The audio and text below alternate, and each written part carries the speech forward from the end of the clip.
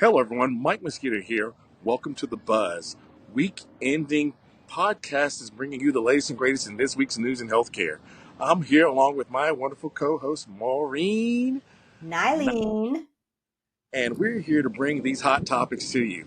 Maureen's driving again this week while I'm on the road in Savannah and enjoying a little sunlight on a Friday, waiting on my Auburn Tigers to play in the Sweet 16 tournament tonight. We're in our colors, and Maureen happened to give me a little color blast today and match me with that Auburn blue. Thank you, Maureen. You are very, very welcome. I wish I was where you are at because the sunshine looks so nice. It's not very, well, I suppose it's not too bad right now in Iowa, but the weather's supposed to turn. So I have a little FOMO, but it'll be okay. We got basketball this weekend. We can make the most of it. That's right. So this Awesome. week's it's been a good week, right? Yeah, it's been a great week. I think healthcare, all in all, we're in conference season. We're hearing a lot of buzz around what's happening with technology, a lot of movement in automation, a lot of movement within health systems looking at automation. I think we still have the top words or buzzwords that are being used with around security. I think Mhm. you have a hot topic of the week, and Oh, that was coming out, right? That's coming yeah. out of the notification, right? Yeah, yeah. So Becker's had an article that came out that is a little bit unnerving because this is a threat and it's a double extortion threat. So, what's happening with this is that both the individual patient and the health system are both being extorted. So, you've got the health system that the ransomware is saying, "Hey, we're not going to give you your information until you pay us." And then you've got the opposite problem where the patient now is having to pay so that their information doesn't end up publicly on the internet. So this is scary. Right. Now it's downstream, right? It's not just at the health system level, it's at the patient level. So these guys are getting Right. really intuitive on how to get that money out of whatever resource is available. It could be patient, it could be health system. It doesn't matter now. So they Yeah. figured out a way to go downstream one more level. And I think that as we start seeing more of these dual threats happen, we're going to have to tighten up even further in our health system security systems. The CISO is even more so in play at how to keep patient data secure.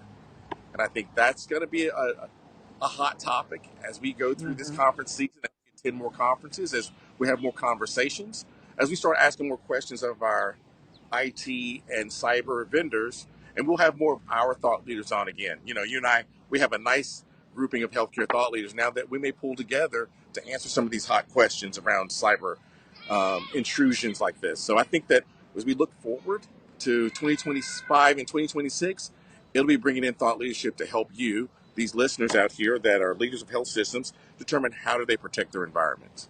Yeah.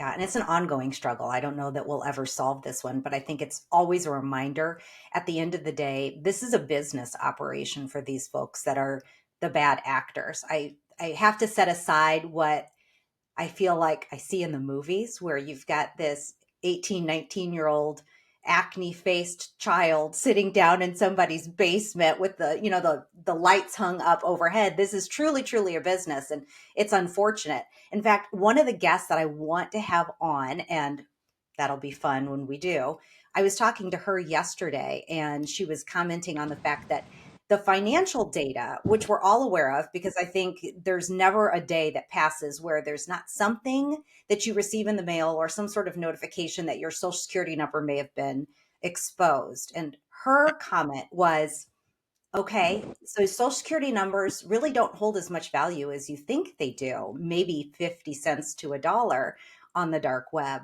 but the health information, your private health information, hundreds of dollars. So there's Right. definitely an uptick in what we're going to continue to see because of the value that's placed on this health data.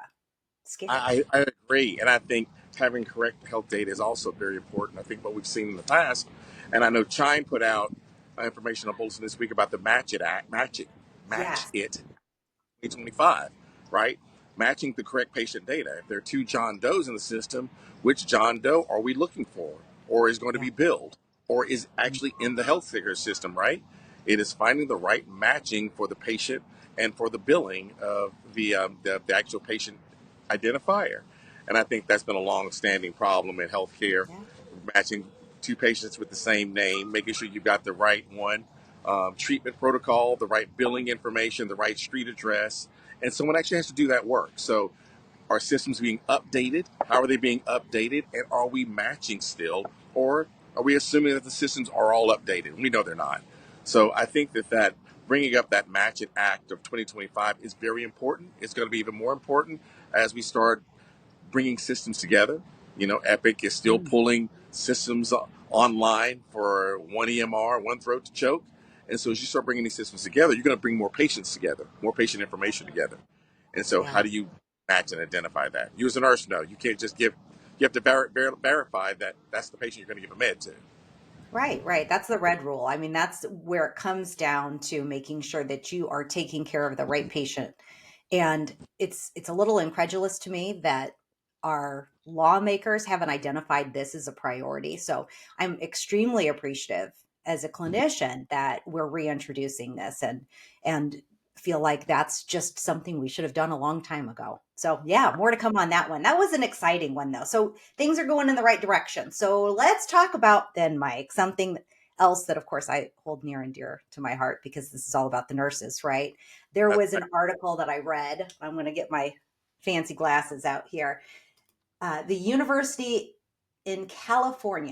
University of California talks about how it is so hard to get into their nursing program. They're only able to accept 1% of nursing applicants. And I think wow. the reason that this stood out to me was you think about Harvard University or some of the Ivy League universities, they have a less than 5% acceptance rate. And so Right. those are top tiers. This is less than 1%. So we've got this amazing shortage of nurses that's occurring. We know that we're going to see people retiring. We know that we've had nurses that have left the profession. What are Hmm. we doing to fix this? And how can we maybe even leverage technology to overcome some of these barriers? Because there's a lot of them. That's a large barrier. You said 1%. 1%. Yeah, 1% nurse applicants. And they've got a couple of different things here that they call out. Of course, smaller class sizes, there's the lack of faculty as well, and then you also need to couple the cost along with it. They said for an engineering student, they usually spend less than $10,000.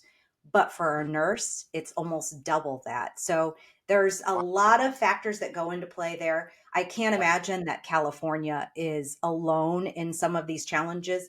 And Right. certainly, I can also say, usually, and some circumstances, probably not all, but for faculty to receive their compensation, it's not as high as if you were staying within the actual nursing profession from a That, bedside perspective or a nurse manager perspective. So many are having to take a pay cut to become instructors, which is unfortunate. that's very unfortunate because we need those bodies in those seats to train, educate, and bring more students through these fields. Same thing's Yeah. happening in engineering, but more so needed in the healthcare profession for nurses and doctors. And I think we're seeing that decay in instructors in these fields, and I don't think that's going to stop. I don't think the allure of being a nurse. You and I had Trish on talking about that. The allure of being a nurse is no longer there. And so, how do we prop up our health system if there aren't people going into the health system to teach or going Yeah. into our institutions that teach nurses to be nurses? And how do we maintain a level of excellence for when they exit that they've been taught all that they need to know to maintain a proper patient care or to understand what does it mean to be a nurse in a high impact environment, being the ER, the ED, and making sure that they understand what does it mean to provide care across disparate neighborhoods, and what does Yeah. that look like for our new nursing population? Yeah. I struggle with that of how to I do incentivize. too. Yeah. You may have a lot of And nursing, and it's multi-layer. Just because you're solving one problem doesn't mean that you're solving the other four things that we just talked about. right? 100%. 100%. And how do you incentivize? I know that we're talking about using nurses that were retiring, that were in the fourth gear of their career to train for virtual nursing, but are those nurses going to get called back in to perform care. Virtual nursing is becoming hot and heavy. I think Novlet down in Florida, one of our CIOs, she talks about virtual nursing and how they lean in on virtual nursing as a core component of their organization. And I think that as we talk about these new programs that involve nurses, we're going to see how we're getting creative to do more with less, because I don't Mm. see more coming online. It's feel like it's not just nursing. That's probably what we're going to find across healthcare in general, right? I mean, we're still in the unknown understanding of all of the policy changes and the impact that that's going to have. And we're Right. certainly aware that those things are potentially going to occur. And I think it's just a matter of time before it's on us, and then we've just got to react and figure out ways to continue to trim hair that I already feel like, Mike, is a buzz cut as it is, and no pun intended there. We already know where I sit with the buzz cut. And so I understand we're already cut short as it is, and I don't know that we can withstand more. You know, COVID hurt our nursing environments. It hurt our nurses. They were underappreciated, overutilized, and I think that we're still recovering from that. So I would love to see more universities take that nursing intake to heart, address it, consume it as a need for our society, and actually incentivize students to go into nursing. I'd love to see that become a paramount. One, legislatively, hey, how do you support more? How do you forgive more loans for nurses? You've got to be able to give some kind of incentive for people to go through these programs and finish them and become healthcare leaders Absolutely. inside the provider networks. So, well, Yeah. Well, we that need is, all of it. Not I just think that nurses, but gosh, we need the technologists, and we need everybody to remember that healthcare is so personal and it's so important, and we're here for a reason. And appreciate all of your thoughts as always, Mike. keep buzzing, stay buzzing, and stay tuned for our next episode. We look forward to seeing you again on the Buzz Podcast. I'm Mike Mosquito, along with my co-host Maureen, Nylin. and we're here at the Buzz Podcast in Savannah and in Iowa.